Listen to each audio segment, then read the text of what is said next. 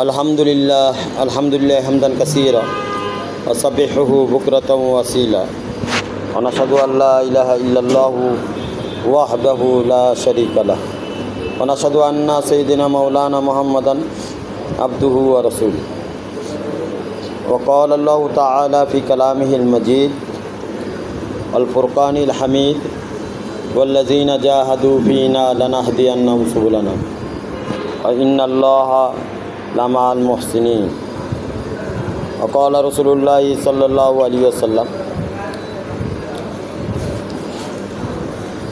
ला यबअस्सन्नल्लाहु अक़वामन फ़ी यौमिल क़ियामह फ़ी वुजूहिहिम नूर अला मनाबिरिल लुअ्लुअ यग़बितुहुमुन नास लैसू बिअंबिया वला शुहदा क़ाला अरबिय्युन उल्लिमना नारिफुहुम फ़क़ालहुमुल्लज़ीना मुतहब्बूना फ़िल्लाहि मिन क़बाइल शत्ता मिन बिलादिन शत्ता यज्तमिऊना अला ज़िक्रिल्लाहि यज़कुरूनहु औ कमा क़ाला अलैहिमुस्सलातु वस्सलाम। আল্লাহ পাকের অশেষ মেহেরবানি যে রব্বুল আলামিন আমাদেরকে খানকা ইমদাদিয়া মারকাজুল কুদ্দামউদ্দিনে আসার বসার তৌফিক দান করেছেন। এই জন্যে আমরা সকলেই মহান রব্বুল আলামিনের দরবারে শুকরিয়া আদায় করি, বলি আলহামদুলিল্লাহ। আলহামদুলিল্লাহ। मोहब्बत में कभी ऐसा ज़माना भी आता है, मोहब्बत में कभी ऐसा ज़माना भी आता है, ज़बां खामोश रहती है मगर दिल रोता रहता है, ज़बां खामोश रहती है मगर दिल रोता रहता है। বন্ধুরা আমার, আল্লাহ পাকের মহব্বত খুব দামি জিনিস। মহব্বতে কখনো কখনো এমন হয় যে জবান বন্ধ থাকে কিন্তু দিল কাঁদতে থাকে। এই জন্য বন্ধুরা আমার শায়েখ পীর মুর্শিদ আরে বিল্লাহ শাহ হাকিম মোহাম্মদ আক্তার সাহেব নব্বর আলম মারকাদাও বলেন, मेहनत इतना खामोशी से करो कि ज़माना झुक जाए, मेहनत इतना खामोशी से करो कि ज़माना झुक जाए।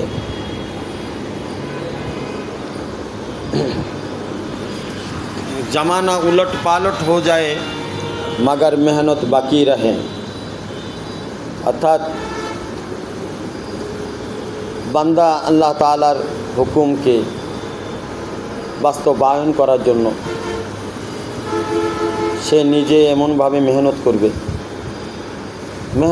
মেহনত করবে শুধু আল্লাহর জন্য, আল্লাহকে দেখানোর জন্য। দুনিয়ার মানুষ টের পাবে না, কিন্তু সমস্ত মানুষ নিজের অজান্তেই, সমস্ত দুনিয়া নিজের অজান্তেই এমন মেহনত সে করবে যে মেহনতের সামনে ঝুঁকে যাবে। বান্দা তার নজর থাকবে আল্লাহর দিকে। জামানা উলট পালটও যদি হয়ে যায়, বান্দার মেহনত বাকি থাকবে, মেহনতের মধ্যে কমতি হবে না। তো মেহনত বিভিন্ন পর্যায়ে আল্লাহ তাআলা আমাদেরকে শিখাইছেন, উদউ ইলা রাব্বিকা বিল হিকমতি ওয়া মাউইযাতিল হাসানা।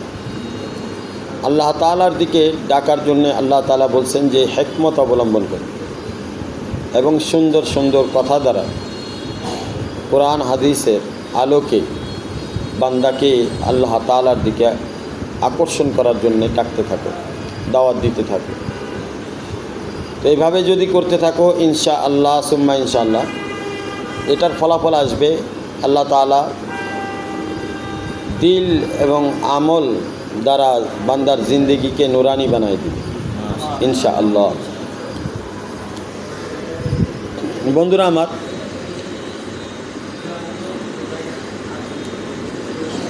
আমাদের মধ্যে অনেকে আমরা খায়েরের কাজ করি, ভালো কাজ করি, নেক কাজ করি, কাফের মুশরিকরাও করে। কিন্তু কাফের মুশরিকরা তাদের নেক কাজের বদলা দুনিয়াতে পেয়ে যায়। এজন্য দেখা গেছে কাফের মুশরিক যারা ইহুদি নাসারা খ্রিস্টান, যারা আল্লাহ তাআলাকে মানে না, শিরিক করে, মুনাফিক যারা, যাদের মধ্যে চরিত্রের মধ্যে দুই রকম ভাব দেখা যায়, সামনে দিয়ে ইসলামের কথা বলে, পিছনে কুফরি করে, এরা যারা আছে এদের দুনিয়াবি তরক্কি হয়, উন্নতি হয়, এটার দ্বারা ধোঁকা না খায় মুসলমান মুমিন বান্দা এটার দ্বারা কখনো ধোঁকা খাবে না। কারণ আল্লাহ পাক তাদের বদলা দুনিয়াতে দিয়ে দিচ্ছে, তারা আখিরাতে কিছু পাবে না। যদি তওবা করে ফিরে আসে তাহলে হয়তোবা সেটা ভিন্ন বিষয়, সেটা আল্লাহ পাক তাদের তকদিরে কি ফয়সালা রেখেছেন সেটাই হবে। কাজের মধ্যে বিভিন্ন প্রকার নফসানি বাধা থাকে, এই বাধাগুলো অতিক্রম করতে পারে না। দুনিয়ার বিভিন্ন ধোঁকার সামগ্রী তাদেরকে আল্লাহ এবং আল্লাহ রসুল থেকে ফেরায় রাখে। তারাও আল্লাহরে চায়, আল্লাহকে ভালোবাসে, কিন্তু তারা তাদের ভালোবাসার পূর্ণতা পর্যন্ত পৌঁছাইতে পারে না নফসের ধোঁকার কারণে। তো এক্ষেত্রে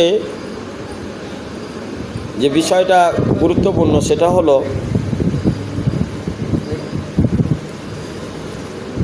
যে বান্দা তার নফসের ধোঁকাগুলোর পরিচয়গুলো জানবে, যে নফস বান্দাকে কিভাবে আল্লাহ থেকে দূরে রাখে, এবং সে চেষ্টা করবে যাতে করে নফস তাকে আল্লাহ পর্যন্ত পৌঁছানোর রাস্তায় বাধাগ্রস্ত না করতে পারে। তো এক্ষেত্রে রাস্তা হচ্ছে দুটা। একটা হচ্ছে হক্কানি ওলামা একরাম আল্লাহওয়ালাদের সোহবত অর্জন করা। সোহবতের মাধ্যমে রূহ তাজা হয়, নফস দুর্বল হয়। রূহ যখন শক্তিশালী হয় তখন নফস আর তাকে বাধাগ্রস্ত করতে পারে না, সে আল্লাহ পর্যন্ত পৌঁছায় যায়। আরেক প্রকার মানুষ আছে যারা খায়ের কাজে সবসময় লেগে থাকে, তাদের নফস দুর্বল থাকে, অগ্রসর হতে থাকে, কিন্তু তাদের পরিপূর্ণতা অর্জন করার জন্য কিছু খাস বিষয় আছে, কিছু খাস আমল আছে, কিছু খাস সময়ের খাস কিছু আমল আছে, যে আমলগুলো করার মাধ্যমে একটা বান্দা তার পরিপূর্ণতা লাভ করে। এই পরিপূর্ণতা লাভ করার জন্য সে কি করবে? আল্লাহওয়ালাদের সোহবতে থাকবে। সাধারণত নফস খাটতে চায় ওই বিষয়গুলোতে যেই বিষয়ে সে লাভ মনে করে, যে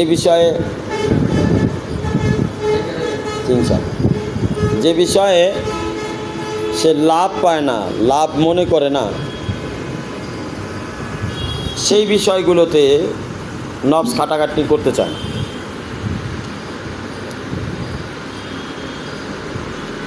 এই জন্য নফসকে সবসময় দিনের পথে কায়েম দায়েম রাখার জন্য তার লাভগুলো তাকে বোঝানো দরকার, যে কোন কোন বিষয়ে সে আমল করলে কি কি লাভ পাবে। আর এই লাভগুলো বুঝতে হলে ফাজাইলে আমল, আমাদের এখানে তালিমের হালকা আছে, এই তালিমের হালকায় বসে এই লাভগুলো জানতে হবে, যে আল্লাহর রাস্তায় চললে, আল্লাহর রাস্তায় কথা বললে, আল্লাহ বন্ধুত্ব অর্জন করতে হলে কি কি লাভ সে পাবে, এই জিনিসগুলো যখন নফস জানবে তখন নফসের জন্য আল্লাহর রাস্তা পর্যন্ত, আল্লাহ পর্যন্ত পৌঁছানো সহজ হবে। তবে হাদিসে কুদসির মধ্যে আছে, আল্লাহ পাক বলেন, আনা ইনদা মুনকাসিরাতু কুলুবিহিম, আমি মানুষের ভাঙাচোরা দেলে থাকি। ভাঙাচোরা দেল বলতে কি বোঝায়? যে ওই দেল যেটা আল্লাহ পাকের নাফরমানি থেকে বেঁচে থাকে, দুনিয়ার লোভ, লালসা, অহংকার এগুলো থেকে বেঁচে থাকে। সকল প্রকার গুনাহ, চোখের গুনাহ, হাতের গুনাহ, জবানের গুনাহ, লজ্জাস্থানের গুনাহ, পায়ের গুনাহ, আগে পিছের গুনাহ, জানা অজানা সকল প্রকার গুনাহ থেকে বাঁচার জন্য যে বান্দা সবসময় তৎপর থাকে, তার দিলের মধ্যে আল্লাহ পাকের নূরের বাতি প্রজ্বলিত হয়।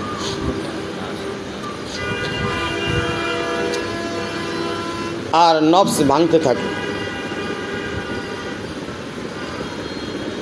আর একটা পর্যায়ে এই বান্দা সম্পর্ক নূরের জ্যোতি মহান আল্লাহ পাকের সাথে হয়ে যায়। হযরত আলী রাদিয়াল্লাহু তাআলা আনহু বলছেন যে আরিফতু রাব্বি বিফাসকিল আজাইম, আমি যখন দেখলাম যে আমার নফস ভাঙতে থাকলো, তখনই আমি বুঝতে পারলাম যে আমি রব পর্যন্ত পৌঁছানো শুরু করেছি। হযরত মূসা আলাইহিস সালাম, ওনাকে জিজ্ঞাসা করা হলো যে আল্লাহ পর্যন্ত পৌঁছানোর রাস্তা কি? তো হযরত মূসা আলাইহিস সালাম আল্লাহ পাকের কাছে জিজ্ঞেস করলেন যে আল্লাহ তোমার পর্যন্ত পৌঁছানোর রাস্তা কি? হযরত মূসা আলাইহিস সালামকে আল্লাহ পাক বললেন, দা নফসাকা ওয়া তাল, তুমি তোমার নফসকে মিটিয়ে দাও, তাহলেই তুমি আমার পরিচয় লাভ করবে। বস্তুত নফসকে মিটানোর মধ্যেই আল্লাহ তাআলার পরিচয় নিহিত রয়েছে। যে যত তার নফসকে মিটাবে সে তত আল্লাহ পাকের পরিচয় পাবে, সে তত বড় আরেফ বিল্লাহ হবে,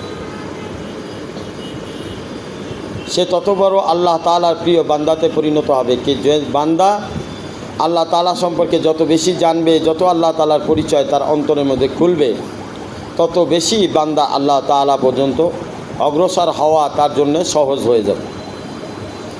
এই জন্য কয়েকটা কাজ আমাদের করতে হবে। সেটা হচ্ছে সোহবতে আহলে হক, আহলুল্লাহ। আল্লাহওয়ালাদের সোহবত দ্বারা কি হয়? আল্লাহওয়ালাদের সোহবতের দ্বারা নফস ভাঙ্গে, দিল আবাদ হয়,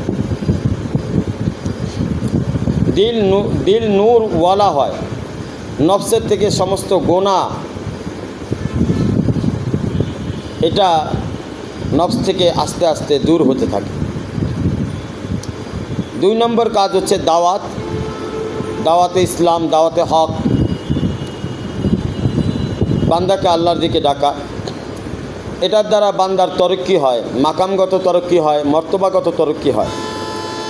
যে যত বেশি দাওয়াত দিবে দিনের পথে, তার মাকাম তত বেশি বৃদ্ধি পাবে, আল্লাহ তাআলার কাছে তার মূল্য বৃদ্ধি পাবে, তার দাম বৃদ্ধি পাবে, তার অবস্থান আল্লাহ পাক বাড়াই দিবেন। সাথে সাথে তার মর্তবা, জান্নাতের উঁচা মর্তবা, জান্নাতের বড় বড় নিয়ামত দ্বারা আল্লাহ তাআলা তার মর্তবাকে বৃদ্ধি করে দিবেন।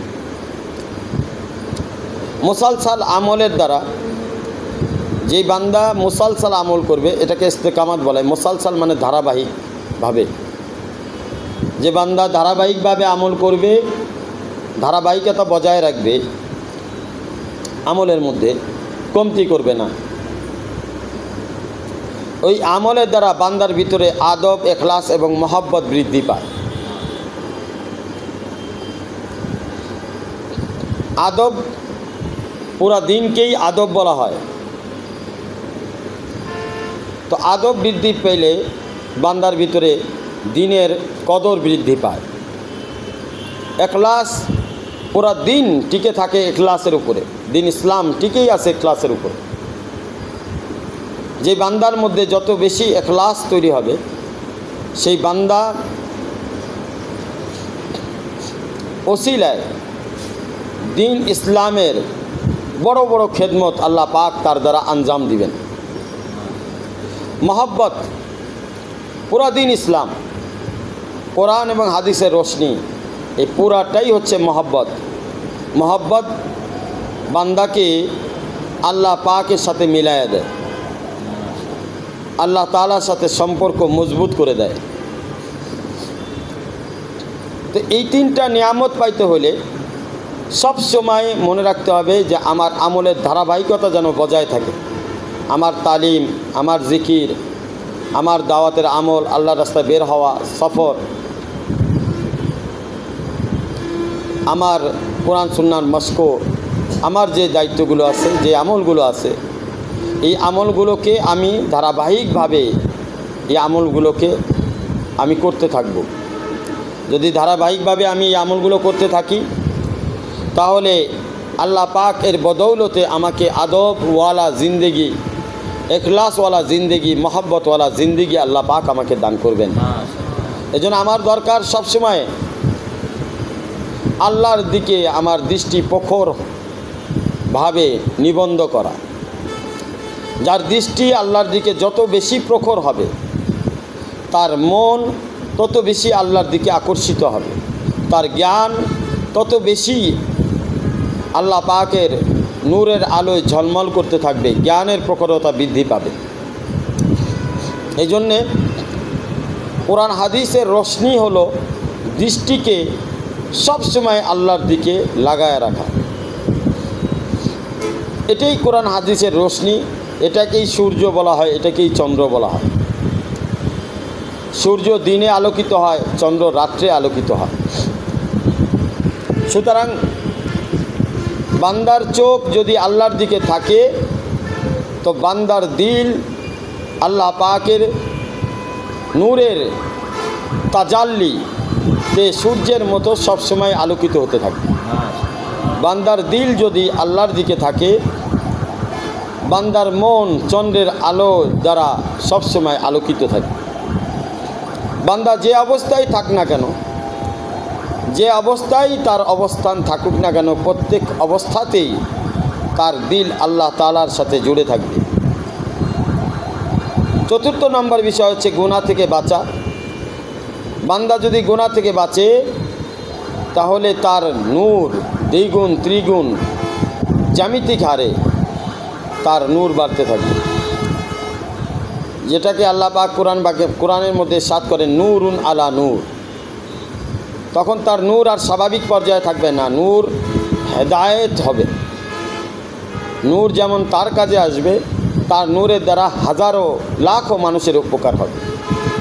হাজারো লাখো মানুষ তার নূরের বাতিতে, নূরের আলোয় আলোকিত হবে, হেদায়েত পাইতে থাকবে। তার নূরের আলো সারা বিশ্বময় এক হেদায়েতের বাণী হিসেবে প্রচার হতে থাকবে। তার নূরের বাতি সে যদি মারাও যায়, তার নূরের বাতি অমর হয়ে কিয়ামত পর্যন্ত বান্দাকে দিক নির্দেশনা কোরআন হাদিসের পথে দিতে থাকবে। এই জন্যেই আল্লাহওয়ালারা কখনো মারা যায় না, তারা অমর হয়ে থাকে। তাদের কলবের নূর এমন একটা অবস্থান তৈরি হয় যে পুরো আসমান জমিন জুড়ে তাদের নূরের ওই বাতি কবর থেকেই ফয়েজ আকারে বান্দার কলবের মধ্যে মুন্তাকিল হতে থাকে। এজন্য সিলসিলায় আহলে হক যারা সিলসিলাভুক্ত, যারা আল্লাহ ওয়ালাদের হাতে বায়াত হয়ে কোনো এক সিলসিলার মধ্যে অন্তর্ভুক্ত হয়, তারা আল্লাহ ওয়ালাদের কলবের ওই নূরের ফয়েজ লাভ করে। বন্ধুরা আমার, নফস অনেক সময় আপন এবং পরকে চিনতে পারে না, চিনতে ব্যর্থ হয়, বুঝতে পারে না যে আমার আপন কে আর আমার পর কে। এই না বোঝার কারণেই নফস অনেক সময় দুনিয়ার ভিতরে বিভিন্নভাবে ধোঁকা খেয়ে যায়, বিভিন্নভাবে সে মানসিক যন্ত্রণার মধ্যে ভুগতে থাকে। অবশেষে তার অবস্থা এমন হয়, সে আল্লাহ এবং রসুল থেকে অনেক দূরে সরে যায়।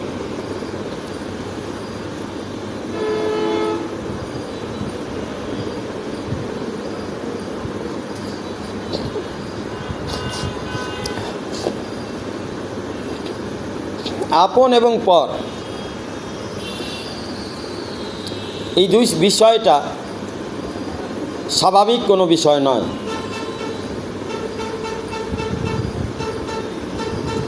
এই বিষয়টা বুঝতে হলে এক নম্বর যে বিষয়, সেটা হলো আহলে হক, আহলুল্লাহ, আল্লাহওয়ালাদের সোহবত থাকতে হবে। নিজেকে আল্লাহওয়ালাদের সোহবতে ধরে রাখতে হবে। মন চাইলেও ধরে রাখতে, মন না চাইলেও ধরে রাখতে হবে। অনেক সময় মন চাবে না, তারপরে মন না চাইলেও ধরে রাখতে হবে। কারণ আপনার আপন যিনি, তিনি আল্লাহওয়ালাদের মধ্যে বিরাজমান থাকে।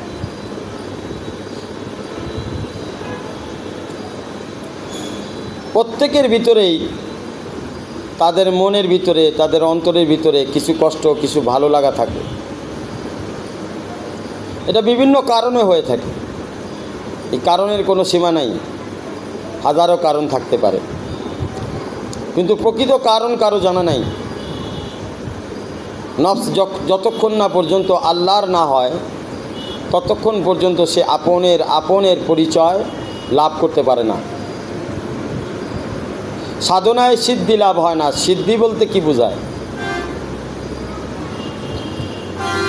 বান্দা তো সাধনা করে, সিদ্ধি লাভ হয় না। বান্দা তো সাধনা করে আল্লাহকে পাওয়ার জন্য, কিন্তু আল্লাহ পর্যন্ত পৌঁছাইতে পারে না। আল্লাহর সাথে তার আকর্ষণ তৈরি হয় না, বিকর্ষণ তৈরি হয়। এই জন্য বন্ধুরা আমার, আপন পর চিনতে হলে আল্লাহওয়ালাদের সোহবত অত্যন্ত জরুরি। গায়ের কে নকশ মে আপনু কি নজর, কুত্তা और बिल्ली में মুনফালি কি নজর। অনেক সময় আমরা পরদের মধ্যে, গায়ের যারা আপন না তাদের মধ্যে আপনকে খুঁজি। এটা এমন যে কুত্তা আর বিলাইয়ের মধ্যে মানুষ খুঁজতেছে। কুত্তা আর বিলাইয়ের মধ্যে মানুষ খুঁজতেছে, এরকম। কুত্তা আর বিলাইয়ের মধ্যে মানুষ কিভাবে আসবে?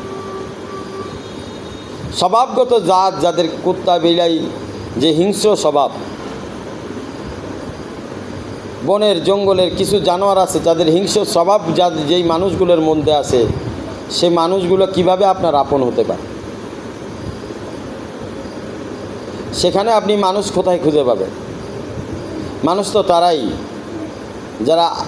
যাদের ভিতরে আপন থাকে। আর আপন বলতে আল্লাহকে বোঝায়। যদি আল্লাহ কোনো বান্দার ভিতরে না থাকে, সেই জায়গায় গেলে আপনি কখনোই শান্তি পাবেন না। সেটা আপনার যতই দুনিয়ার নজরে আপন মনে হোক না কেন,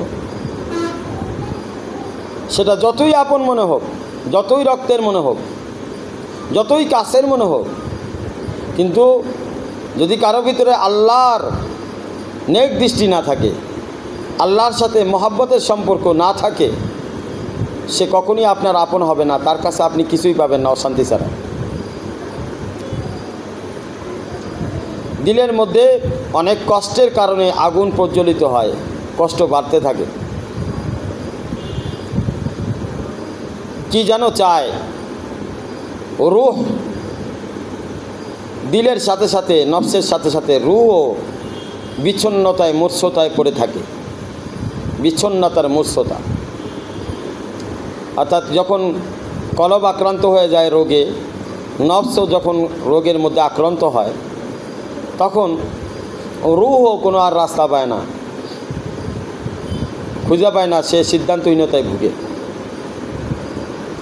মনে রাখবেন একটা বিষয় খুব পরিষ্কার, সেটা হলো আপনি আপনার অশান্তির কারণ নিজেই। আপনি শান্তিময় নিড়ে আপনি থাকতে চান না, আপনার নফস ওখানে আপনারা বসতে দিতে চান। আর যদিও বা বসেন, ওই কথাগুলো নিতে আপনার অনেক কষ্ট হয়। কেন হয়? কারণ আপনি যেই পরিবেশের মধ্যে থাকেন, সেই পরিবেশ আপনাকে আগের থেকেই অন্ধকারের মধ্যে নিমজ্জিত করে রেখেছে। এই অন্ধকার কাটতে সময় লাগবে, আপনাকে সময় দিতে হবে। কোনো কামারের কাছে লোহা বানাইতে দিলে সাথে সাথে তো আর পাবেন না, তাকে সময় দিতে হবে। কোথাও আপনি যদি নিজের পরিবর্তন করার জন্যে আপনি কোথাও যেতে চান, তো সেখানে আপনাকে সময় দিতে হবে। আপনার মনের বিরুদ্ধে আপনাকে সেখানে লেগে থাকতে হবে। মন না চাইলেও আপনাকে সেখানে সময় দিতে হবে। কারণ কম্পিউটারে যখন ভাইরাস হয়, তখন অ্যান্টিভাইরাসের জন্যে কিছু বিশেষ নিয়ম আছে, প্রক্রিয়া আছে। সেই প্রক্রিয়াধীনভাবেই কম্পিউটারকে অ্যান্টিভাইরাস গ্রহণ করতে হয়। আপনি যখন অ্যান্টিভাইরাস দিবেন, দেখবেন কি কম্পিউটারের উইন্ডো একবারে চলে গেছে, একবারে নাই। নতুন করে আবার প্রসেসিং হয়, উইন্ডো আসে, নতুন করে সব সেট আপ হয়। তার মানে কি? চলে গেল কেন? আগের উইন্ডো কেন গেল? আগেরটা অন্ধকার ছিল, পরেরটা আসলো আলো। পরে যে উইন্ডোটা আসলো সেট আপ হলো নতুন করে, ওটা কি আলো বলা হয়? ওয়ালাইকুম আসসালাম, আচ্ছা আচ্ছা, বসেন, ভালো আছে আলহামদুলিল্লাহ। ওটা কি আলো বলা হয়? তার মানে আগের জীবন, কম্পিউটারে ভাইরাসওয়ালা জীবন ডিলিট হয়ে গেছে। ভাইরাসওয়ালা জীবন, অন্ধকারের জীবন কি হয়েছে? ডিলিট হয়ে গেছে। অ্যান্টিভাইরাস দেওয়ার কারণে নতুন সেট আপ যখন হইল, তো নতুন সেট আপ মানে সে নতুনভাবে তার একটা লাইফ পেল। বস্তুত আমরা সবসময় কিন্তু নতুন লাইফ পেয়ে থাকি। ঘুমানোর পরে আমরা যে লাইফটা পাই ওটা আমাদের পরিপূর্ণ নতুন আর একটা লাইফ। তো দিনের মধ্যে যখন কোনো বান্দা আল্লাহওয়ালাদের সোহবতে থাকবে, তখন তার দিলের মধ্যে এই অন্ধকার দূর হয়ে আস্তে আস্তে আলোকময় এক অনুভূতি তার মধ্যে জাগ্রত হবে, কিন্তু সময় লাগবে। যখন একটা পর্যায়ে তার অন্তর আলোকিত হয়ে যাবে, তখন সে নিজেই বুঝতে পারবে, तूने मुझे क्या से क्या शौक़े फरवा कर दिया, पहले जा फिर जाने जा, फिर जाने जाना कर दिया। तूने मुझे क्या से क्या शौक़े फरवा कर दिया, पहले जा फिर जाने जा, फिर जाने जाना कर दिया। তখন তার অন্তরও হাসি খুশিতে থাকে, মনও আবেগময় থাকে। এক আল্লাহ পাকের ওই মহব্বতের অনুভূতি তাকে এক নেশার মধ্যে আবদ্ধ রাখে। তার অন্তর সবসময় আল্লাহর দিকে আকর্ষিত থাকে। সে নিজেই নিজের থেকে আল্লাহর দিকে অগ্রসর হতে থাকে, নিজের অজান্তেই সে আল্লাহর বন্ধুতে পরিণত হয়ে যায়। মনে রাখবেন, নফস যদি বলে বন্ধু তুমি যতটুকু নেক আমল করেছো এটুকুই যথেষ্ট, আর করার দরকার নাই, তাহলে বুঝতে হবে আপনি ধোঁকায় পড়ে গেছেন। যদি এরকম বলে যে যথেষ্ট হয়েছে, আজকে এই পর্যন্তই, তুমি প্রশান্ত হয়ে যাও, তাহলে বুঝতে হবে আপনি ধোঁকায় পড়ে গেছেন। কারণ নফসের ইসলাহ যখন হয়, নফস যখন আল্লাহওয়ালা হয়, তখন তার অল্পতে তৃপ্তি হয় না। দুনিয়ার লাইনে যদি কেউ নেশাগ্রস্ত হয়, একদিন খাইছে আর খাবে না, এরকম হয় না। নেশা বাড়তে থাকে, নেশা যে কোনো নেশা, যে কোনো ধরনের নেশা হতে পারে। আপনি আম খাইছেন একদিন আর আম খান নাই, এমন হয়েছে। ডাব খাইছেন একদিন আর খান নাই, এমন হয়েছে। ভাত একদিন খাইছেন গোস্ত দিয়ে আর ভাত খান নাই, এমন হয়েছে না। যখন আপনি বিরিয়ানি খাইলেন, আপনার বিরিয়ানির শোক আরও বেড়ে গেছে, কারণ আপনার জানা ছিল না বিরিয়ানির স্বাদ। যখন স্বাদ জানছেন, তো তখন মাঝে মাঝেই বিরিয়ানি খেতে মন চায়। যখন আপনি যে জিনিসের স্বাদ পাবেন, ওটা যখন আপনার ভালো লাগা হবে, তখন ওই জিনিস থেকে মুখ ফিরাইতে পারবেন না, ওটা আপনার বারবার চাই, বারবার চাই।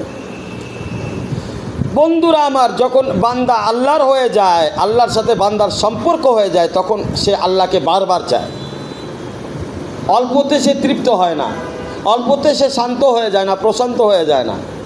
কেউ তাকে যথেষ্ট বললেই তার যথেষ্ট হয়ে যায় না, আমার আরও লাগবে। এই জন্য আমার শায়েখ পীর মুর্শিদ আরিফ বিল্লাহ শাহ হাকিম মোহাম্মদ আখতার সাহেব নাপার আলম মার্কাদে একটা শের করতেন,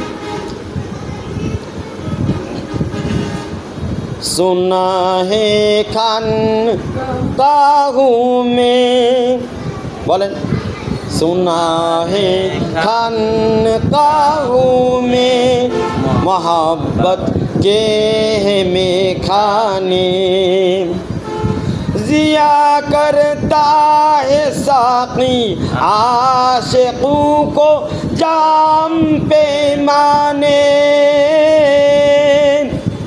पिला दे जाम पिला दे, पिला दे जाम भर भर के, पिला दे जाम पिला दे, पिला दे जाम भर भर के। আমার হযরতওয়ালা করাচি শাহ হাকিম মোহাম্মদ আখতার সাহেব নাব্বার আলম মারকাদৌ এই শেরের মধ্যে একটি বিশেষ বিষয় দিক নির্দেশনা দিচ্ছেন। বলতেছেন, দেখো, যখন কোনো বান্দা আল্লাহ তাআলার থেকে মহব্বতের জাম পেয়ে যায়, মহব্বতের নেশা পেয়ে যায়, এই নেশাটা এমন যে পুরা পৃথিবী যদি তার সামনে পেশ করা হয়, সে পুরা পৃথিবীকে নকআউট করে দিবে। আল্লাহর মহব্বতের কাছে আসমান জমিন ধিমি নজর আসবে তার কাছে, এটা ধোয়া নজর আসবে, এটা কিছুই না, এমন নজর আসবে। এই মহব্বত তাকে আল্লাহর সাথে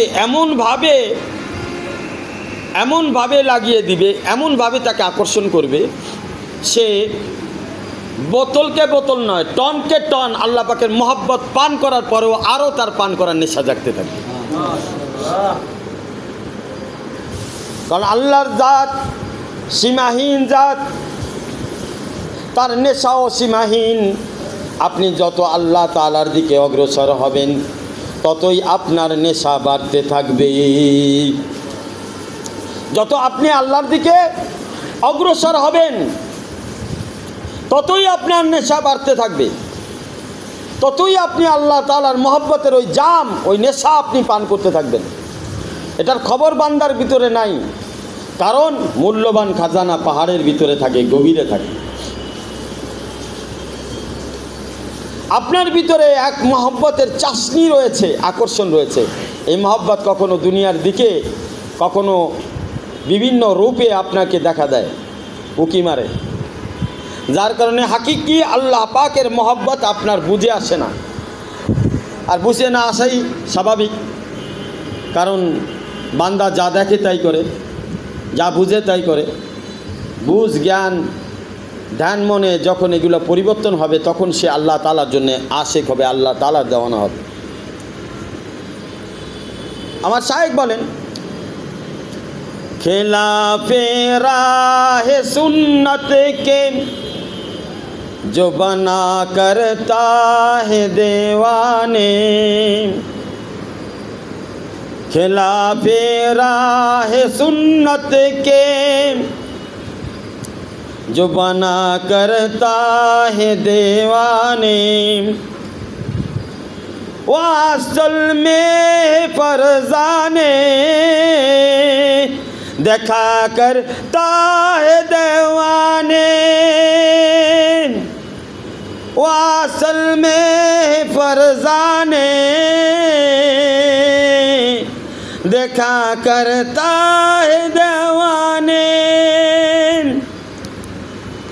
বন্ধুরা আমার শায়েখ বলেন, অনেকে আল্লাহ রসুলের সুন্নতের খেলাফ জীবন যাপন করতেছেন, আবার আল্লাহর আশেক নিজের দাবি করতেছেন।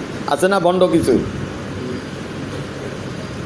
আমি নাম উল্লেখ করব না, বিভিন্ন জায়গায় আপনি পাবেন বিভিন্ন নামধারী বেশধারী, এদের ভিতরে সুন্নত নাই, সুন্নতের ঘ্রাণও নাই, অথচ ভাব এমন দেখায় যে বড় আল্লাহর ওলি মনে হয়, তারই সার্টিফিকেট দিয়ে গেছে, পুরা পৃথিবী এই চালায়।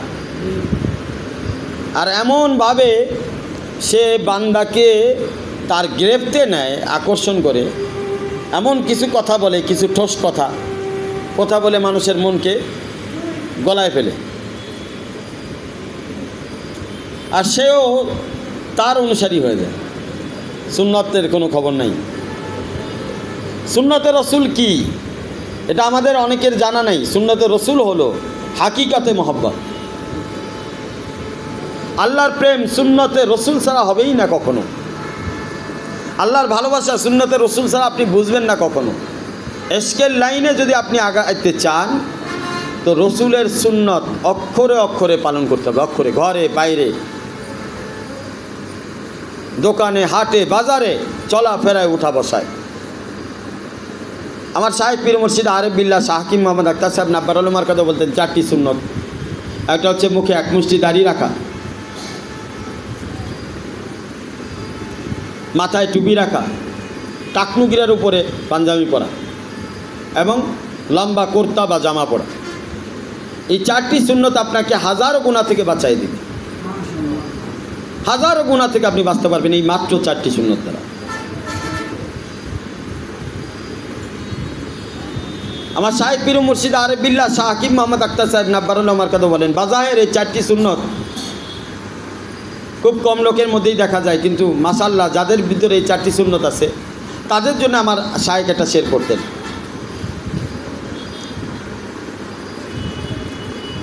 সেটি হলো तेरे महबूब के या रब शबहात लेकर आया हूँ, तेरे महबूब के या रब शबहात लेकर आया हूँ, हकीकत तू से कर दे मैं सूरत लेकर आया हूँ। माशाअल्लाह। हज़रत বলেন কাল কিয়ামতের ময়দানে যার মাথায় রসুলের সুন্নাত থাকবে, মুখে রসুলের সুন্নাতওয়ালা দাড়ি থাকবে, পরনে সুন্নতওয়ালা কুর্তাগুলো থাকবে, টাকনু গিরার উপরে যার পায়জামা থাকবে, তার চেহারা কিয়ামতের ময়দানে চৌধুরী রাতের ওই চন্দ্রের মতো, যেই চন্দ্রটা পুরাপুরি আলোকিত হয়ে হাস্য উজ্জ্বল হয়ে আকাশে উদিত হয়, ওরকম চৌধুরী রাতের পূর্ণিমার চাঁদের মতো তার অঙ্গ প্রত্যঙ্গ চেহারাগুলো, টুপিগুলো, দাড়িগুলো, পাঞ্জাবিগুলো চকমক চকমক ঝলমল ঝলমল করতে থাকবে। মাশাআল্লাহ। তার এই চেহারা দেখে ফেরেশতারা চিনে যাবে এই হলো রসুলের হাকিকি উম্মত। মাশাআল্লাহ। ফেরেশতারা তাকে আহলান সাহলান করে মারহাবা ইয়া আব্দুল্লাহ, মারহাবার স্লোগান দিয়ে তাকে জান্নাতের দিকে নিয়ে যাবে। মাশাআল্লাহ। রাস্তা দেখায় দিবে, তার শরীরের এই আলোগুলো অন্ধকারকে আলোকিত বানায় দিবে। কিয়ামতের ময়দানে যেখানে অন্ধকার থাকবে, যেখানে কোনো আলো দেখা যাবে না, সেখানে এই লম্বা কুর্তা পায়জামাগুলো আলোকিত টর্চ লাইটের মতো, কারেন্টের বাল্বের মতো, 44 লাইনের মতো এই কুর্তাগুলো তখন আপনার লাইটের কাজ করে রাস্তা দেখাইতে থাকবে। এই টুপিটা তখন লাইটের কাজ করবে, দাড়িগুলো ঝলমাল ঝলমাল করে তারকার মতো আলো ছড়াইতে থাকবে। মাশাআল্লাহ। বন্ধুরা, এটাও একটা লাইফ, আর দুনিয়ারও একটা লাইফ। দুনিয়ার লাইফ ইজ ডেড।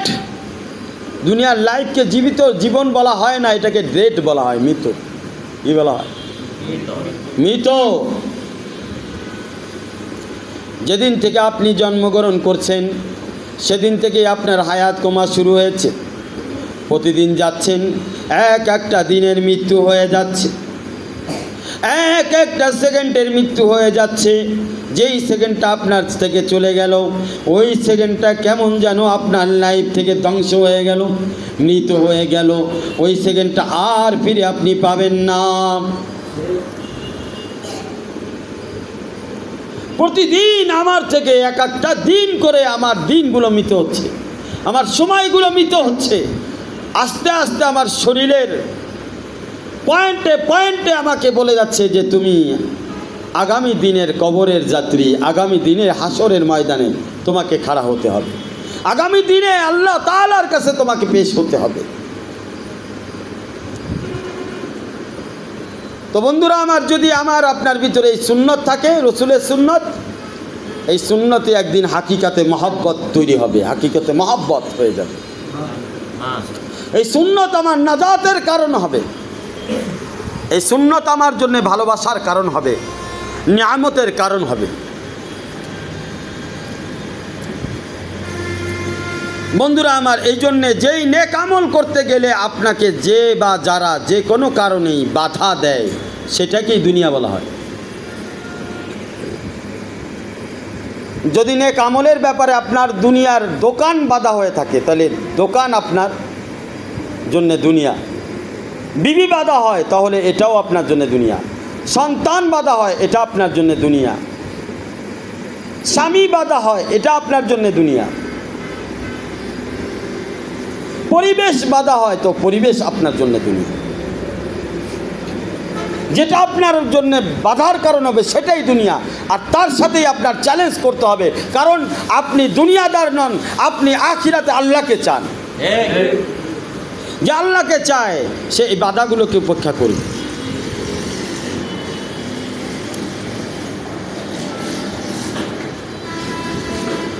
বন্ধুরা আমার, আল্লাহ পাকের বন্ধুত্ব এটা এমন নয় যে আপনি একবারে আল্লাহ কিছু ঢাইলে দিল আপনার থলের মধ্যে, এক মন বন্ধুত্ব এরকম, বা আল্লাহ বন্ধু হিসেবে স্বীকার করে নিল হয়ে গেল না। বিষয়টা হলো এটা রপ্তা রপ্তা দিন বা দিন আপনার আমলের সাথে সম্পর্কযুক্ত। আপনি যেমন বন্ধুত্ব আল্লাহকে দেখাবেন আমলের মাধ্যমে, আল্লাহও আপনার তার থেকে দ্বিগুণ পুরস্কার হিসাবে বন্ধুত্ব দেখাবে মেহেরবানির মাধ্যমে। যদি আপনি কোনো কারণে আল্লাহ তাআলার বন্ধুত্ব থেকে সরে আসেন তো আল্লাহ পাকের মেহেরবানিও আপনার থেকে দূরে সরে যায়। বন্ধুত্ব যত বাড়বে নেক আমলের মাধ্যমে আল্লাহ পাকের মেহেরবানিও তত বাড়বে, আপনার দিকে অগ্রসর হবে। এই জন্য বন্ধুরা আমার, আমরা সকলেই আমরা যদি আল্লাহ তাআলাকে পেতে চাই তো আমাদের সকলকেই নিয়ত করতে হবে যে আমি প্রতিদিন আল্লাহ তাআলাকে রাজি খুশি করার জন্য নেক আমল বাড়াইতে থাকব। বন্ধুরা আমার, নফসের ইসলাহর জন্য 4টি বিষয় জরুরি। একটা বিষয় হচ্ছে কম কথা বলা। কি বলা? কম কথা বলা। সব সময় কম কথা, অর্থাৎ জরুরতের বাইরে কোনো কথা বলবেন না। কথাই মানুষকে আল্লাহর সাথে সম্পর্ক করায়, কথাই মানুষ আল্লাহ থেকে দূরত্ব তৈরি হয়। মানুষের সাথে সম্পর্কের ভিত্তি এবং মাধ্যমও কথা। আপনি যেমন কথা বলবেন সেই কথার উপরে বেসিস করে আপনার মানুষের সাথে সম্পর্ক গড়ে উঠবে। এই জন্যে কথা আপনাকে শিখতে হবে, কথা আপনাকে শিখতে হবে। আল্লাহওয়ালাদের সোহবতে যে তাদের বয়ান তাদের আলোচনা শুনে আপনাকে কথা শিখতে হবে। আপনার প্রত্যেকটা কথার মধ্যে আল্লাহ পাকের খুশবু এবং ঘ্রাণ থাকবে, বিসমিল্লাহ থাকবে কথার মধ্যে, কথার মধ্যে ইনশাআল্লাহ থাকবে, কথার মধ্যে সুবহানাল্লাহ থাকবে, কথার মধ্যে আলহামদুলিল্লাহ থাকবে। আপনি যেমন সওয়াব লাভ করতেছেন, আপনার এই কথাটা শুনে আরেকজন শোনার কারণেও নেকি পাচ্ছে, মাশাআল্লাহ। তো আপনি নিজেও সওয়াবের অধিকারী হলেন, আরেকজন এই সুবহানাল্লাহ, আলহামদুলিল্লাহ, ইনশাআল্লাহ, বিসমিল্লাহ, সাল্লাল্লাহ এই সকল কথার কারণে আরেকজন আপনার দ্বারা হেদায়েত লাভ করলো, মাশাআল্লাহ। তাহলে আপনার কথা হেদায়েতের কারণ হইল। যেই কথা বান্দার হেদায়েতের কারণ হয় সেই কথার কারণে বান্দা জান্নাতে চলে যাবে, মাশাআল্লাহ। আর যেই কথার দ্বারা বান্দা কুফুরির কারণ হয় সেই কথাগুলোর কারণে বান্দা জাহান্নামে চলে যাবে। কথা একটি স্রোতের মতো, এটা বহমান। আপনি যে কথাটা বললেন সেটা আপনার পর্যন্ত থাকবে না, এটা কিয়ামত পর্যন্ত প্রবাহমান থাকবে। আপনার অজান্তেই এই কথাগুলো মানুষের কাছে মেসেজ আকারে চলে যাবে। কিভাবে যাবে? এটাই আল্লাহর কৌশল, মানুষের মাধ্যমেই যাবে। আপনি যে কথাটা আজকে বলেছেন একটা বান্দাকে, হয়তো সেই বান্দাটা এটাকে ক্যাচ করে নাই, গ্রহণ করে নাই। একই কথা যখন আরেকজনকে বললেন সে গ্রহণ করছে। কারণ সবাই যে গ্রহণ করবে জরুরি না, কেউ কেউ গ্রহণ করবে এটাও বিষয়। যে গ্রহণ করছে সেই কথাটা আরেক জায়গায় 20 বছর পরে বলছে। আপনি 20 বছর আগে বলছেন এই কথাটা, সে কত বছর পরে বলছে, ততক্ষণে আপনি নাই পৃথিবীতে। কিন্তু কথা ঠিকই, আপনার কথা জীবিত হয়ে আছে। এখন এই কথাটা যদি হেদায়েতের কারণ হয়, তাহলে আপনি 20 বছর পরে আপনার কথাটা নকল হয়েছে, আপনি 20 বছর পরে, এই 20 বছর ধরে এই কথাটা যে ভাসমান স্রোতের মতো 20 বছর পরে বলা হলো, এইটার সওয়াব এবং নেকি আপনি লাভ করবেন পুরাটাই 20 বছরে। কারণ 20 বছর ধরে এই বান্দা আপনার কথাটাকে বহন করেছে। তো কথাকেও সিলসিলা বলা হয়। আর যদি এই কথাটা জাহান্নামের কারণ হয়, কুফরি কথা হয়, শিরকি কথা হয়, গোনার কারণ হয়, তো 20 বছর পরে যেই বন্ধুটা আপনার এই কথা বহন করে বলল, এই 20 বছর ধরে আপনার গুনাহ হবে। কারণ ও 20 বছর ধরে আপনার এই কুফরি কথাটা বহন করেছে। কথার কোনো সময় মৃত্যু হয় না, কথার কোনো সময় মৃত্যু হয়। কথা দুনিয়াতেও যেমন ভাসমান মানুষ বহন করে, কথা কিয়ামতের ময়দানে ফেরেশতারা বহন করবে। কথা কিয়ামতের ময়দানে আপনার আমল নামা বহন করবে। বলছো ফেরেশতারা বহন করবে কেন? কথাটা পরিষ্কার হয় নাই, তাই না? আপনার ডানে বামে কেরামান কাতিবিন আছে, আপনি যে কথাটাই বলেন ওটা ফেরেশতারা বহন করতেছে। প্রত্যেকটা কথা লেখা হচ্ছে। তো কথারও মক্কেল আছে, কোরআনের আয়াতের যেমন মক্কেল আছে, কোরআন বহনকারী, আয়াত বহনকারী যেমন ফেরেশতা আছে, ঠিক তেমনিভাবে আপনার জিন্দেগির প্রত্যেকটা কথা বহনকারী ফেরেশতা রয়েছে। এটা স্পেশাল। ওরা আপনার কথা মুখ থেকে বের হবে কি ওরা লিখে ফেলবে আমলনামায়। কিয়ামত পর্যন্ত আপনি যে কথাগুলো বলেছেন, এই কথাগুলো ফেরেশতারা আমলনামার মাধ্যমে বহন করতে থাকবে।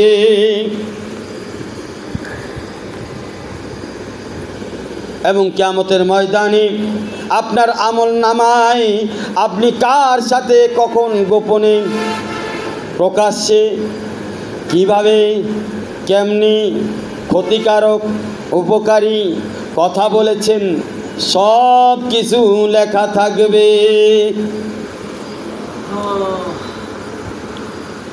এই জন্যে আল্লাহ রসুল সাল্লাল্লাহু আলাইহি ওয়াসাল্লাম বলছেন, আস-সিদকু ইউনজি আল কাযিবু ইহলিক। সত্যবাদী সর্বদা নাজাত পাবে, মিথ্যাবাদী সর্বদা ধ্বংস হবে। কথাই সত্য, কথাই মিথ্যা, বাহানা করে কোনো লাভ নাই। কথাই জান্নাত, কথাই জাহান্নাম। যেদিন বিচারের দিবস হবে, সেদিন কান্নাকাটি করে কোনো লাভ নাই। সেদিন কান্নাকাটি করে লাভ নাই। কথাই জান্নাত, কথাই জাহান্নাম, বন্ধু মোর হৃদয়ে লেখে নাও। এমন কথা বলো না তুমি, যার কারণে তোমার আমল নামায় জাহান্নাম লিখে নাও। বন্ধুরা আমার, এজন্য কথা শিখতে হবে, কথা বুঝতে হবে। এই জন্যে কথার মধ্যে সুবহানাল্লাহ, আলহামদুলিল্লাহ, লা ইলাহা ইল্লাল্লাহ, আল্লাহু আকবার, ইনশাআল্লাহ, বিসমিল্লাহ, দুরূদ শরীফ সাল্লাল্লাহু আলাইহি ওয়াসাল্লাম থাকতে হবে, যাতে কথার মধ্যে ভুল ত্রুটি হলেও এই আমলগুলো এসে আপনার কথার ভুল ত্রুটি মার্জনার জন্য কাফফারা হয়ে যায়। কিয়ামতের ময়দানে যখন আপনার আমলনামা পেশ করা হবে, এই আমলনামায় যদি বেশি বেশি সুবহানাল্লাহ থাকে, কথার মধ্যে সুবহানাল্লাহ, কথা বলছেন তো আলহামদুলিল্লাহ, কথা বলছেন তো ইনশাআল্লাহ, কথা বলছেন তো বিসমিল্লাহ। ভাই আমরা যদি বলি ভাই খাবার খেয়ে নাও, এভাবে না বলে আমরা তো বলতে পারি বিসমিল্লাহ, হযরত বিসমিল্লাহ, আয়ে তাফাদ্দাল, কিছু আরবি শব্দ শিখেন ভাই, তাফাদ্দাল, মারহাবা ইয়া আখি, তাফাদ্দাল, বিসমিল্লাহ, বিসমিল্লাহ, নস ফরমায়ে খান, বিসমিল্লাহ, বিসমিল্লাহ বললেই বুঝতে পারবেন। কোনো সাথীকে আপনি অফিসে ডাকতেছেন, ওইভাবে না ডেকে এই করিম, আব্দুল করিম এদিকে, এটা না কোন আব্দুল করিম ভাই সালাম আলাইকুম, বিসমিল্লাহ, বিসমিল্লাহ। বলতে পারি না আমরা? হ্যাঁ, যখন সে কোনো কথা বলতেছে, একটা ভালো কথা বললো, আপনার দিলে লাগলো, আপনি বলেন সুবহানাল্লাহ, মাশাআল্লাহ, মাশাআল্লাহ, সুবহানাল্লাহ, মাশাআল্লাহ বলে। কথার মধ্যে সে যে কথা, দুনিয়ার কথা বলুক, আখিরাতের কথা বলুক, গীবতি করতেছে, কারো বদনাম করতেছে, আপনি মাশাআল্লাহ বলতে থাকেন, মাশাআল্লাহ, মাশাআল্লাহ, মাশাআল্লাহ। এই ব্যাপারে আমাদের মাশাআল্লাহ নজর না লাগুক, আমাদের খায়রুল ভালো, মাশাআল্লাহ। আমি হযরতলা করাচ্ছি হাকিম আক্তার সাহেবের খানকায়, মার্কাজ আশরাফিয়া, ওখানে আমি দেখেছি হযরতলা বয়ান করতেন, আর সাথীরা খালি মাশাআল্লাহ জোরে জোরে বলতেন, মাশাআল্লাহ, মাশাআল্লাহ, জোরে জোরে বলতেন। কেমন সাথী আল্লাহ বানাইছে! সুবহানাল্লাহ বলতেন, ইনশাআল্লাহ বলতেন, ইনশাআল্লাহ বলতেন। তো আমরা কদি প্রত্যেকটা কথা যখন বলবো ইনশাআল্লাহ বলবো, কারণ ইনশাআল্লাহ আমাদের কথার মধ্যে মন্দকে ভালোর দ্বারা পরিবর্তন করে দেবে। ইনশাআল্লাহ আমাদের কথার মধ্যে মন্দকে ভালো দ্বারা পরিবর্তন করে দেবে। অর্থাৎ আপনি একটা মন্দ কথা বলছেন, কারো গীবত করছেন, ইনশাআল্লাহ বলেন, তা আল্লাহ পাক ওইটার মধ্যে লিখে দিব। কারণ গুনাহ দিবে না, কেন দিবে না? আপনি গীবত করছেন, ইনশাআল্লাহ কয়ে ওই গীবতটাকে, গীবতের কাফারাও দিয়ে দিচ্ছেন, গীবতের, তখন ডাইন পাশের ফেরেশতা কবে ওই তো গীবতের কাফারা দিয়ে দিছে, ইনশাআল্লাহ বলে দিচ্ছে। তো ইনশাআল্লাহ মানে কি? আল্লাহ যা চায়, আল্লাহ তো গীবত চায় না, আল্লাহ তো নেকি চায়। তো সুতরাং নেকি লিখে দাও, নেকি লিখে দাও। কেউ গীবত করতেছে, আপনি ইনশাআল্লাহ বলেন, ইনশাআল্লাহ বলেন, ইনশাআল্লাহ বলেন। কোনো একটা নিয়ামতের কথা কেউ বললো যে ভাই আল্লাহ আপনার তরফ, আপনি মাশাআল্লাহ, আলহামদুলিল্লাহ বলেন। আপনার প্রত্যেকটা কথার মধ্যে, কথার ঝুড়ির মধ্যে আলহামদুলিল্লাহ রত্ন, সুবহানাল্লাহর রত্ন, লা ইলাহা ইল্লাল্লাহর রত্ন, আল্লাহু আকবারের রত্ন দ্বারা ভরপুর থাকবে। আর এই কথাগুলো যখন আপনি বলবেন এত সুন্দরভাবে, তখন এই কথাগুলো শুধু এখানেই থাকবে না, জান্নাতের বৃক্ষগুলো আপনার কথাকে ধরে রাখবে, মনে করিয়ে দিবে এই বৃক্ষ জান্নাতের বৃক্ষ। সুবহানাল্লাহ বলবেন, জান্নাতের বৃক্ষ হয়েছে, মনে করে দিবে জান্নাতের বৃক্ষ। ভাই আমারে চিনেন? কে আপনি? আমি জান্নাতের গাছ। আচ্ছা ঠিক আছে, তো আমরা জান্নাতের গাছ তো আমি জানি, তো আপনি কি বিষয়, কোন পরিচয়? না আমার একটা পরিচয় আছে। আপনি 20 বছর আগে, 20 বছর বয়সে খানকা এমদাদিয়ায় মার্কাজুল খুদ্দামউদ্দিনে আপনি সুবহানাল্লাহ বলেছিলেন, আমি সেই সুবহানাল্লাহর গাছ। এভাবে আপনার পরিচয় করা, আমি সেই সুবহানাল্লাহর গাছ, আমি বৃক্ষ, ওই সমাপ্ত হই নাই। এই সুবহানাল্লাহর গাছে হাজারো সুবহানাল্লাহর ফল ধরেছে, সেই ফল ধরে থেকে হাজারো সুবহানাল্লাহর বৃক্ষ রোপণ হয়েছে। আমার পিছনে যে ওই বাগানটা দেখতেছেন, আপনি তাকায় দেখবেন এক জায়গার থেকে আরেক জায়গার দৃষ্টি দেখা যায় না, এই সবগুলো আপনার এক সুবহানাল্লাহর গাছের ফলাফল।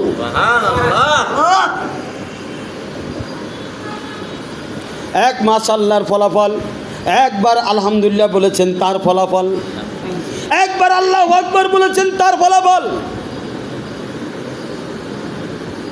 আহা, বলতে কোনো কষ্ট হয় না, কিন্তু ঠোঁট দুটা নড়াবেন হয়ে যাবে। একটু নজর রাখতে হবে, খেয়াল রাখতে হবে, খেয়াল রাখতে হবে। আরেকটা হচ্ছে শত্রুতা করতে পারবে না।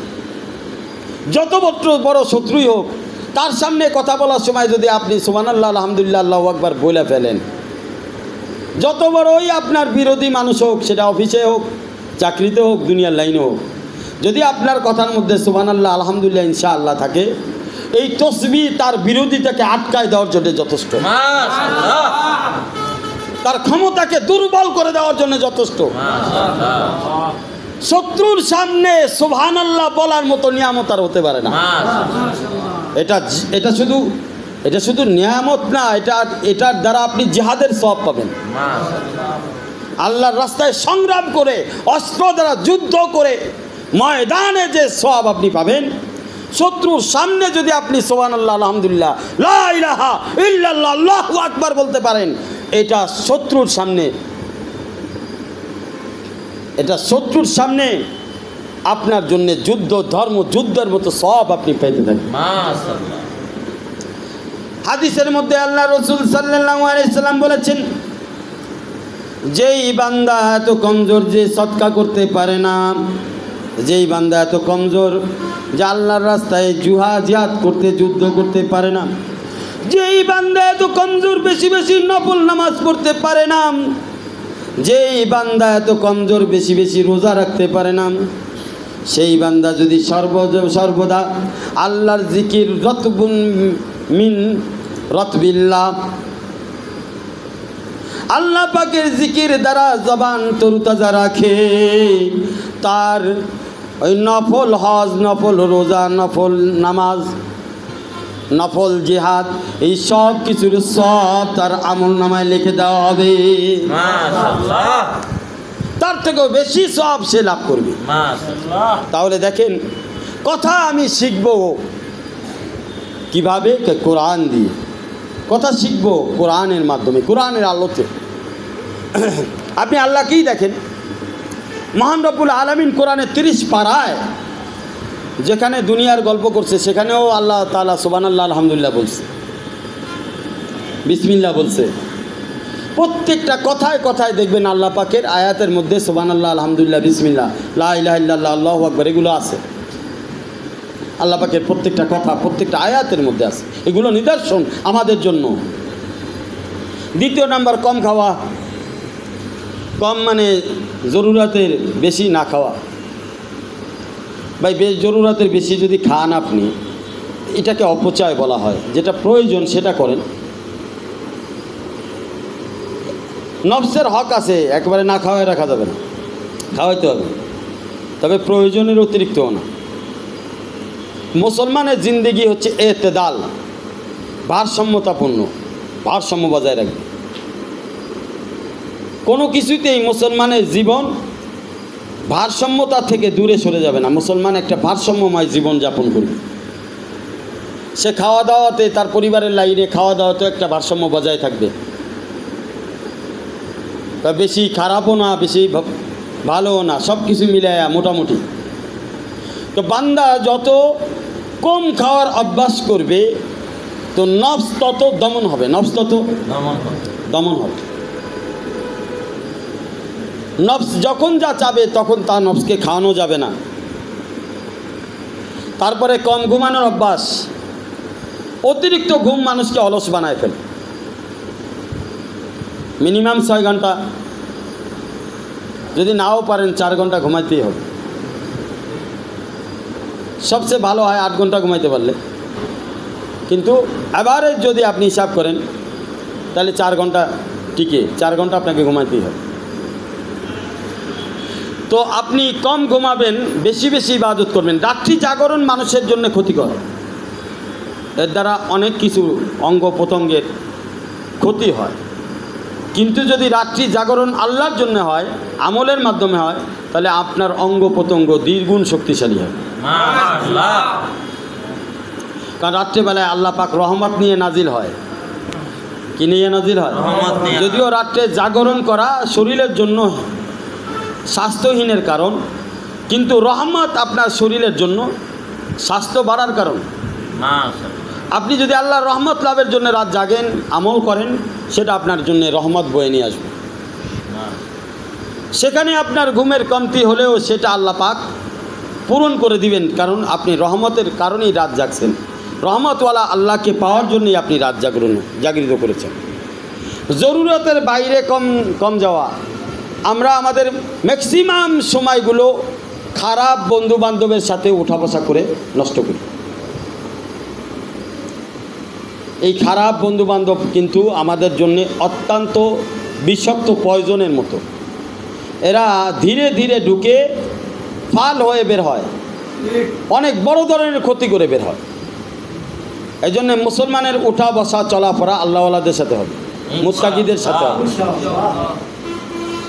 তাদের খাওয়া দাওয়া মুত্তাকিদের সাথে হবে ইনশাআল্লাহ। কারণ কয়েকজন আল্লাহওয়ালা বান্দা যখন একত্রিত হয়, তাদের কলবের ভিতরে কলবগুলো সব একসাথে হওয়ার কারণে কলবটা ট্রান্সমিটারের মতো হয়ে যায়। কী হয়ে যায়? তাদের মধ্যে নূরের আদান প্রদান হতে থাকে। মহব্বতের আদান প্রদান হতে থাকে, আদব এখলাসের আদান প্রদান হতে থাকে। এই জন্যই বলা হয়েছে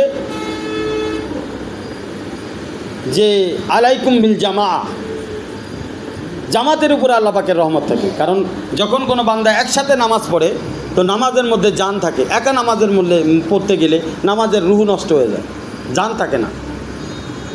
একসাথে জিকির করলে ওই জিকিরের মধ্যে জান থাকে। একা একা জিকির করলে যায় জিকিরের মধ্যে জান থাকে না, বেশিক্ষণ করার পরে আর ভালো লাগে না, এমন একটা হয়। জন্য একা আমল করার থেকে জামাতে আবদ্ধ হয়ে আমল করাটা অত্যন্ত উপকারী। এই জন্যে নফসের ওষুধগুলো হলো এই চারটা জিনিস।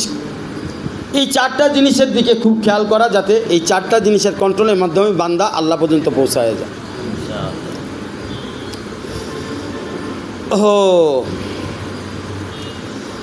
তো এই জন্যে আপনারা সবসময় একটা ধ্যান করবেন, মোরাকাবা করবেন। যখনই আপনারা বের হবেন সকালবেলায়, তখন একটা নিয়ত করবেন যে আমি আজকে সারাদিনে ফজুল কথা বলবো না, অতিরিক্ত খাওয়া করব না, যেটা নফসের চাহিদার বাইরে, যেটা খাইলে শরীর সুস্থ থাকে, ভালো থাকে, এতটুকুই।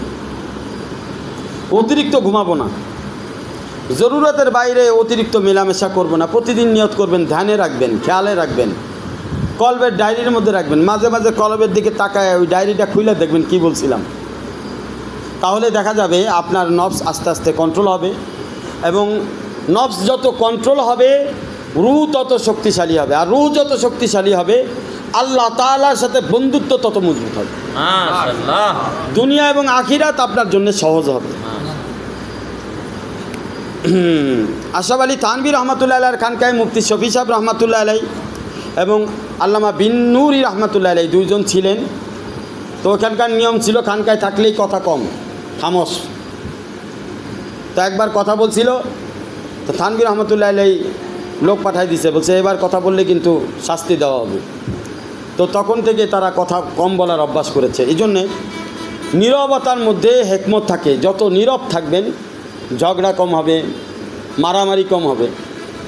ঘরের মধ্যে বিবি কথা বললেই আমাদের মন আগের থেকে রেডি থাকে। ও দাও উষা করলে আমি কোরআন দিয়া কোরআন উষা করবো, কথার কোরআন। ও যদি কথার দাও মারে আমি কি করব, কথার কোরআন দিব না। ভাই একটু খামোশ থাকেন, পরে বলতে দেন। কি দেন, বলা শেষ হয়েছে আবার চুপ করে আপনি করেন যে আমার খাবার দেন, আমি খায়া ঘুমাবো।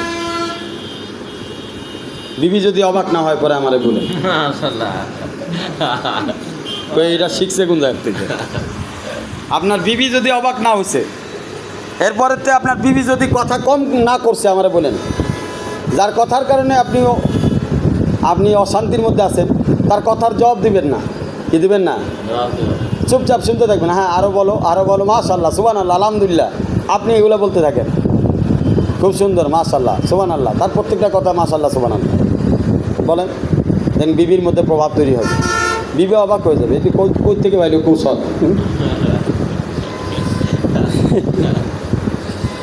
বন্ধুরা আমার, এই জন্য আল্লাহওয়ালাদের কাছে কি পাওয়া যায়? আল্লাহওয়ালাদের কাছে একটা খাজানা পাওয়া যায়, সেটার নাম হচ্ছে দর্দে দিল। কি দিল? আমার শাইখ পীর মুর্শিদ आरिफ बिल्लाह शाह हाकिम मोहम्मद अख्तर साहब नबारान मरकज़े बोलते हैं, दर्द दिल अगर सीखना है दोस्तों साथ मेरे रहो फिर सिखाएंगे हम। ये दर्द दिल एक दिन शिकार विषय ना, दर्द दिल साथे थकते थकते शिखा जाए। আমার শাইখ পীর মুর্শিদ আরিফ বিল্লাহ এই ব্যাপারে একটা শের পড়তেন, है इसी तरह से मुमकिन तेरे राह में गुजरना, कभी दिल पे सब्र करना, कभी दिल से शुक्र करना, है इसी तरह से मुमकिन तेरे राह में गुजरना, कभी दिल से शुक्र करना, कभी दिल से सब्र करना। मुझे कुछ खबर नहीं थी तेरे दर्द क्या है अख्तर, तेरे आशिकों से सीखा तेरे संग दर पे मरना। বন্ধুরা আমার, এশকের কাইফিয়াত আল্লাহ ওয়ালাদের সোহবত ছাড়া আসবে না, মহব্বতের কাইফিয়াত আল্লাহর ওয়ালাদের সোহবতে আসবে না, গুনার থেকে বাঁচার হিম্মত আল্লাহ ওয়ালাদের সোহবত ছাড়া হবে না। দর্দে দিল যদি চান, আল্লাহ পাকের মহব্বতের ব্যথা কি মজাদার, এটা যদি আপনি অনুভব করতে চান, গোস্তের থেকে স্বাদ বেশি, পোলার থেকে স্বাদ বেশি, বিরিয়ানির থেকে স্বাদ বেশি, আসমান জমিনের সব কিছুর থেকে স্বাদময় এই দর্দে দিল যদি আপনার দিলের মধ্যে ফিট করতে চান, তো আল্লাহওয়ালাদের কলবের সাথে কলব মিলা। करीब जलते हुए दिल को अपना दिल कर दो, करीब जलते हुए दिल को अपना दिल कर दो, ये आग लगती नहीं लगाई जाती है। এশকের আগুন এটা লাগে না, এটা লাগানো হয়, বারবার জ্বালানো হয়, পোড়ানো হয়, তারপরে আগুন লাকড়ির মধ্যে লাগানো হয়, তারপরে আগুন দাউ দাউ করে জ্বালানো হয়।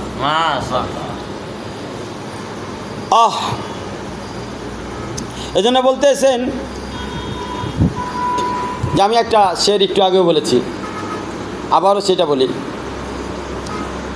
मोहब्बत में कभी ऐसा ज़माना भी आता है, मोहब्बत में कभी ऐसा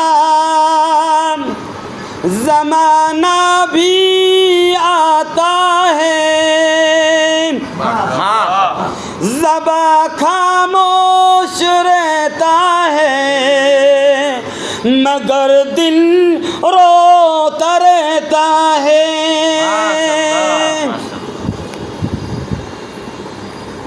सीने में है राज ज़बा खामोश है, दिल में है दरिया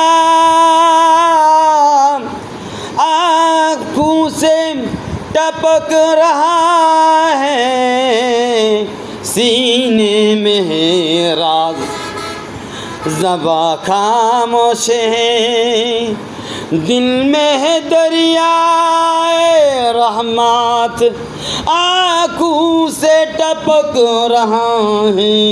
माशाअल्लाह। বন্ধুরা আমার, যার অন্তরের মধ্যে আল্লাহ পাকের মহব্বতের ভেদ তৈরি হবে, গভীরতা তৈরি হবে, এশকের তুফান তৈরি হবে, তার সিনা সবসময় আল্লাহ তাআলার মহব্বতে কান্নাকাটি করতে থাকবে। মাশাআল্লাহ। যদিও জবান তার খামোশ, দেখা যায় না, কিন্তু রমজানের দিন চেনা যায় না, অচেনা দেশে পড়ে আছে রমজানের দিন নাকি, অচেনা দেশে পড়ে আছে রমাদানের দিল। রমজান মাস যখন আসে তখন আমরা সব অচেনা দেশে চলে যাই না, জি, চেনা দেশে থাকি না, কি চলে যাই অচেনা দেশে। বন্ধুরা আমার, কম খাও, এ ব্যাপারে আব্দুল্লাহ ইবনে ওমর রাদিয়াল্লাহু তাআলা বলেন, ওনার একবার মাছ খাইতে মন চাইছে। কি খাইতে মন চাইছে? তো উনি ওনার বিবিকে বলছে মাছ নিয়ে আসো, নিয়ে আসো। মাছ নিয়ে আসছে, রান্না বান্না করছে। এবার খাওয়ার সময় চিন্তা করতেছে, এটা তো আমি চাইছি আল্লাহর কাছে, আমি আল্লাহরে না চাইয়া মাছরে কেন চাইলাম? আল্লাহ না চাইয়া মাছ কেন চাইলাম? আমার চাইলে তো আল্লাহরই চাইতো, চাইলে তো মাছ তো সাধারণ ব্যাপার, এটা তকদিরের বিষয়, আল্লাহ তো এটা জানেই, আল্লাহ দিলে সেটা হালাল। আমি চাইয়া মাছ চাইলাম, এই মাছ আর খাবো না। এক ফকির আসছে, দিয়ে দিচ্ছে। হযরতে আবু বকর রাদিয়াল্লাহু তাআলা আনহু, তার বিবি বলছে ছেলে মেয়েরা মিষ্টি খাবার খাইতে চায়। হযরত আবু বকর রাদিয়াল্লাহু তাআলা বলছে, যাচ্ছে মিষ্টি তো আমার এখানে নাই, আমার তো এত বেতন নাই। বলছে তোমার বেতন থেকে কিছু বাঁচাই রাখছি। বলছে আচ্ছা ঠিক আছে, ওই টাকাগুলো আমারে দাও।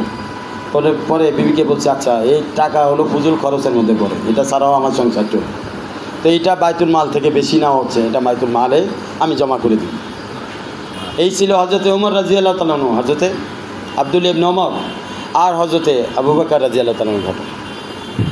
এরা সবসময় নফসের বিরুদ্ধে চলতো। নফসের বিরুদ্ধে, নফস কেন চাবে? আল্লাহরে কেন চাইলো না? মাছ কেন চাইলো? এই জন্য দিল দরিয়া হে दिल दरिया है, इसी दरिया में मोहब्बतियाँ हैं। दिल दिल दरिया है, दिल दरिया है, इसी दिल में मोहब्बतियाँ हैं। পুরা সমুদ্র যদি আগে যদি আল্লাহর মহব্বত হয়ে যায়, সমুদ্রের মধ্যে যা আছে সবই তো আল্লাহর মহব্বত হয়ে গেল। সমুদ্রের মধ্যে মাছ আছে না নাই? আছে। তো ওইগুলো আল্লাহর মহব্বত হয়ে গেল। ये दुनिया दरिया है, दिल दरिया है, ये दुनिया की दरिया में मोहब्बतियाँ हैं। এই দুনিয়াও একটা সমুদ্র, পুরা দুনিয়ার সমুদ্র যদি আল্লাহর মহব্বতে পরিণত হয়ে যায় তো পুরা দুনিয়াই তো আমার। পুরা আপনি কোন জায়গায় যাচ্ছেন? বলো বলো না কেন বলো।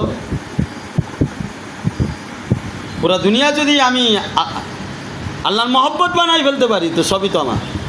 ঠিক, তোমরাও আমার, আমরাও তোমার, আমিও তোমার, তুমিও আমার। তো ভাই আল্লাহওয়ালারা তাদের দিলের মধ্যে যদি নকশা আঁকে, সে নকশা আল্লাহর নকশা, সেই নকশা আল্লাহর নকশা।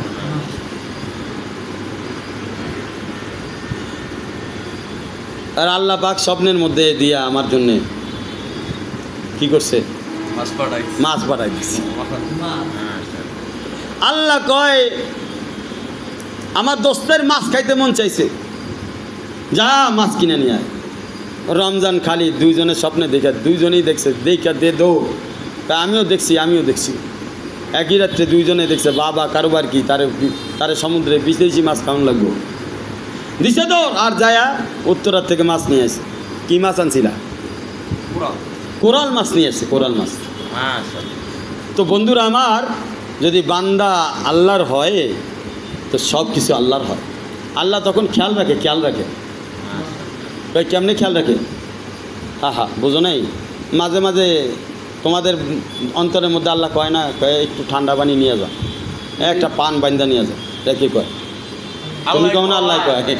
আল্লাহ কয় তুমি আনো।